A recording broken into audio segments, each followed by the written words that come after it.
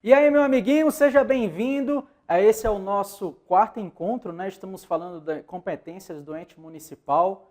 E se você está tão curioso quanto eu estou aqui para falar dos controles que existem na administração pública, senta aí, pega a tua pipoca e teu refrigerante, que é desse assunto que nós vamos tornar aqui a falar. Bom, no bloquinho anterior nós terminamos conceituando, né? E entendendo a importância dos controles na administração pública. E nós sabemos muito bem, né, até porque ainda no nosso histórico, ainda mais o que nós estamos vivendo agora, né, no nosso país, está ainda mais claro que os controles são altamente necessários na administração pública. Então está bem claro, né, a necessidade deles. A questão é, que tipo de controle existe? Só existe um controle? E como é que esse controle é feito? Será que há alguma questão que o legislativo pode participar? Só é de uma maneira? É mais de uma? Como é que é isso, professor? Bom, é isso que a gente vai se debruçar um pouquinho mais sobre isso, ok? Então, senta aí, ó, que lá vem aula. Bom, nós temos três tipos de controle. Nós temos o controle externo, tá? O controle externo. E esse controle externo, ele é caracterizado por uma só coisa. Ele sempre é exercido pela Câmara dos Vereadores. Ok? Nós estamos falando quando esse controle é exercido no município, né? Se ele for exercido lá no governador, no governo do estado, ele vai ser pela Câmara de Deputados estaduais. Se for lá na presidência da República, né, lá no Planalto, ele vai ser exercido pelo Congresso Nacional, pela Câmara de Deputados. Combinado assim? Ok? Então, vamos voltar para o nosso município, que é o nosso interesse, né? Então, o controle externo, ele é caracterizado por sempre ser exercido pela Câmara de Vereadores. Essa é a caracterização. Mas ele pode ser feito diretamente ou indiretamente. Ele, inclusive, meu nobre, coloca aí direto, ele pode ser um controle parlamentar direto, tá? Então, nós podemos dizer que é um controle externo ou controle parlamentar. Alguns colocam, né, como parlamentar. Como o nosso assunto é muito municipal, eu não creio que na nossa provinha vai cair parlamentar. Mas vai que dá a doida na banca, né, e ela coloca parlamentar, né? Então, é controle externo ou controle parlamentar, ok? O controle parlamentar já indica, ó, é realizado pelo parlamento, né, ou pelo Congresso Nacional, ok? No nosso caso, o controle externo é exercido pela Câmara de Vereadores. Ele pode ser feito de forma direta, que o direto ele é exercido somente pelos vereadores. E o indireto, que é quando o Tribunal de Contas auxilia os vereadores. Ok? Tá, professor. Mas qual é a diferença desses? Você deve estar se perguntando. E eu vou te responder. Olha só, o Tribunal de Contas, ele vai sempre observar, na maioria das vezes, ele vai observar ou as contas do prefeito, ou vai examinar o orçamento do município. Ok? Então, ele vai auxiliar a Câmara nesse sentido. Ele vai auxiliar ou as contas do prefeito, né? Ou vai auxiliar o orçamento do município, ou analisar o orçamento do município. Vai dar um parecer sobre essas duas, em geral, sobre esses dois pontos, né, sobre esses dois documentos. Transfere, ó, a gente até está vivendo um pouco disso, né? Transfere lá para o Planalto, o Tribunal de Contas da União, né? O que ele tem analisado? As contas da presidente, né? Ou nas suas contas lá, né? As contas da eleição, né? Que ela foi lá, tal, ou as contas orçamentárias, né? Ou o orçamento como foi realizado. Então, ele deu um parecer e entregou à Câmara lá de Deputados, ok? Assim também ocorre no município. Então, o indireto, o Tribunal de Contas entra analisando quase sempre esses dois documentos, ou as contas do prefeito ou o orçamento do município. E quando é que a Câmara não conta com o auxílio dela? Ela exerce esse controle quando ela analisa os atos dos prefeitos politicamente. Ah, professor, agora entendi. Então, nós podemos dizer, professor, que o controle externo direto está muito mais ligado a ações políticas, atos políticos, e o indireto está muito mais próximo aos atos orçamentários e financeiros. Se você acertou, bata a palma, parabéns, é isso mesmo. O indireto, quando vai ser auxiliado pelo Tribunal de Contas, está muito mais ligado ao orçamento e financeiro. Fica mais fácil a gente memorizar assim, né? E o direto é muito mais as ações políticas, os atos do prefeito em si. Ele vai analisar a legalidade dos atos dele, ok? Bom, além do controle externo, que pode ser direto ou indireto, nós temos também um controle interno. Esse é exercido pela própria administração. Como assim? Ele vai estar dentro da própria estrutura do órgão. Então, quando há uma corregedoria, quando nós temos ali uma auditoria interna e ela vai trabalhar ou atuar frente aos atos que aquele órgão executou, então ele está atuando com o controle interno. Ok? Então, ó, interno porque ocorre dentro da sua própria estrutura. Externo porque um outro órgão está analisando os atos de uma outra estrutura. Ok? Deu para pegar agora, né? Interno porque está dentro da própria estrutura. Externo porque um outro órgão analisou os atos daquela estrutura. Ok? E o controle social? Bom, o nome próprio, o próprio nome já nos ajuda, né? O controle social é aquele que é feito por nós, é o controle do povo, né? Aqui entra, olha só que aspecto legal, ó. A gente deu uma dicasinha lá atrás, né? A questão de como é que as subprefeituras que cobrou aí no nosso edital, eu falei um pouco mais baixo para você não contar para ninguém, só para você acertar no concurso, né? As subprefeituras que caem no edital é um aspecto da descentralização que o nosso prefeito, a prefeitura faz para atuar com a sua administração direta, tá? Administração direta. E o controle social, o que isso tem a ver com o nosso edital? Tem lá no Conselho Municipal Participativo. Lembra que está lá? Então, aqui entra, ó, o nosso Conselho Municipal Participativo. Quando ele, né, pede lá as eleições, lembra lá que ele tem as eleições, né?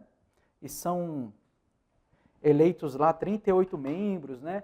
Elegíveis lá, os representantes de cada uma dos 32 subprefeituras, né? Então, tudo isso é pela questão do controle social, ok? Esse controle social é exercido pelo povo, que pode ser tanto através dos dispositivos, dos remédios, né? Podem ser infraconstitucionais ou constitucionais, como a questão do mandado de segurança, a questão do habeas corpus, ou os infraconstitucionais, né, que nós conhecemos, ou até mesmo a questão de participar ativamente, né, nos fóruns sociais, contribuindo com o orçamento, ou até mesmo no Conselho Municipal Participativo. Então, essa maneira, o Conselho Municipal Participativo é um elemento do controle social. Beleza? Ficou fácil agora, não foi? Agora dá para a gente, ó, ter facinho o nosso arremate aí da nossa prova, né? Bom, como é que então o Poder Legislativo entra nesse sentido? Então, a fiscalização do município, ela vai ser exercida pelo Poder Legislativo, mediante, como nós falamos, né, o controle externo, e pelo sistema de controle interno do Poder Executivo Municipal, que ocorre dentro da própria estrutura, sempre na forma da lei. O controle externo, que é feito indiretamente na Câmara Municipal, vai ser auxiliado pelos tribunais de contas do Estado e do município, né? O Tribunal do Estado também entra, o Tribunal de Contas, né? Bem como também do município, ou dos conselhos, ou o Conselho Participativo Municipal também entra, ou os tribunais de contas dos municípios, quando houver. Ou o parecer prévio que é emitido por esse órgão, que é o Tribunal de Contas, né, sobre as contas que o prefeito anualmente presta, só vai deixar de prevalecer quando 2/3 da Câmara Municipal eles atuarem, disserem que não, né, não precisará, não terá efeito, não precisará assim ser levado em consideração. Nós passamos por isso, né, agora recentemente, numa esfera lógica que bem maior, né, mas é bem certo a gente ter isso em mente, né? A atuação do Tribunal de Contas, deixa eu até ver aqui isso. A atuação do Tribunal de Contas, ele é judicante. Ó, o que é isso, professor? Judicante. Judicante é um termo que até algumas bancas têm utilizado para dizer o seguinte, ó, o Tribunal de Contas, ele tem apenas o poder de emitir um juízo. Ele apenas indica o parecer. Ele diz apenas que algo está bom ou está ruim. Mas julgar se esse bom ou se esse é ruim é realmente algo que deve ser penalizado ou não, não cabe ao Tribunal de Contas. Cabe a quem? Ao Poder Legislativo, à Câmara dos Vereadores. Combinado? Ok? Então vamos lá. A fiscalização ou o controle municipal, quando auxiliado pelo Tribunal de Contas, ele continua sendo feito pelo Poder Legislativo. Porque é ele quem tem o poder de determinar que esse controle ele deve ser coercitivo, né? Um pouco mais de maior pressão ou não. Uma hipótese, né, para a gente entender melhor. O Tribunal de Contas analisou as contas, né, do prefeito e identificou que havia irregularidades. Ok? Então, nesse sentido, ele deu um parecer, ele emitiu um juízo. Bom, pode o Tribunal de Contas, então, dizer que o prefeito agiu, nesse sentido, com improbidade administrativa? Não. Ok? Não, porque ele não tem o poder de julgamento. Ele apenas tem o poder judicante. O poder judicante é de emissão de um juízo. Ele não tem o poder de julgar. Ok? Então, judicante é de emitir um juízo, não de julgar. É quando a gente, por exemplo, fala mal do nosso cunhado, tá? Diz, aquele meu cunhado é um vagabundo, não faz nada. A gente não pode julgar o cara, nem mandar prender, não é? A gente só emite um juízo, ok? Ou quando a gente diz assim, nossa, a minha sogra devia morrer de tão ruim. A gente não pode matar a veinha, né? Então é só um poder judicante, é emitir um juízo. A gente não tem o poder de fazê-lo, ok? A mesma coisa com o Tribunal de Contas. Aí o Tribunal de Contas envia o seu parecer para o Poder Legislativo, a Câmara dos Vereadores. A partir daí, a Câmara de Vereadores é que vai julgar nesse sentido. Aí, aqui sim há o poder de juízo. Ok? Então, é isso que o slide quer dizer e o que quer dizer o poder judicante. Ok? Por quanto tempo essas contas vão ficar disponíveis? Então, as contas ficarão 60 dias, ano a ano, 60 dias, à disposição de qualquer pessoa para que também possa examinar, para que também possa apreciar, inclusive para questionar a legitimidade sempre conforme a lei assim especifica. Ok? Então, esse daí é como ocorre o controle externo. E o controle interno, como ele é feito? Bom, a finalidade do controle interno também é previsto na Constituição Federal. O Estado de São Paulo foi mais além e também previu no seu artigo 32, bem como também a Lei de Responsabilidade Fiscal no artigo 59. Então, nós temos 3 leis, né? 2 aí de esferas federais, a Constituição Federal no artigo 74, a Lei de Responsabilidade Fiscal, né? Uma lei aí que ela sanciona definitivamente, né? Ela sacramenta a administração pública gerencial. Então, elas identificam a finalidade desse controle interno.